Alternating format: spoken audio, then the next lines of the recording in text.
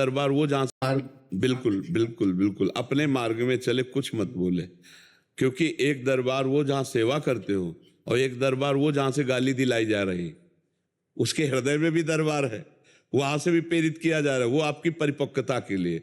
भगवत पार्षद को ये बात ध्यान रखना चाहिए कि सम्मान निरादर आदर ही, निरादर और आदर में समान भाव, निंदा स्तुति में समान भाव, शत्रु मित्र में समान भाव, तभी वो परम लाभ प्राप्त कर पाता है। तो इसलिए हमको विरोध नहीं करना। मान लो बेमतलब बिल्कुल झूठा बोल रहा है, आपको चुपचाप मुस्कुराते हुए जाला कि प्रभु आप चाहे जितना कटुआ, चलो परीक्षा लो, हम आपकी शरण में, हम कुछ नहीं बोलने वाले, चुपचाप निकल गए।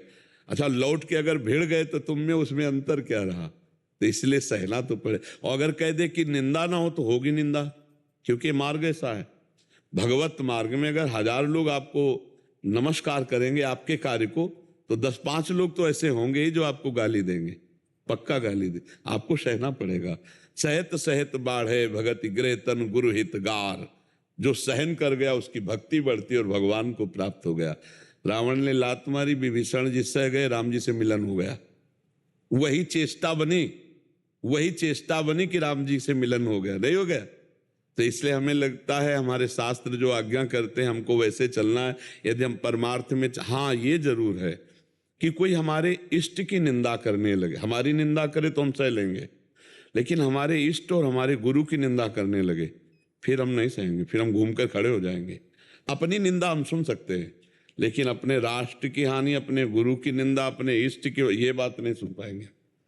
ये जरूर छोड़ा हो, फिर इसमें कायरता प्रतीत होती है कि हमारे कोई इष्ट की, हमारे गुरु की निंदा कर रहा है, हम सुन के नहीं, फिर हम लौट पड़ेंगे।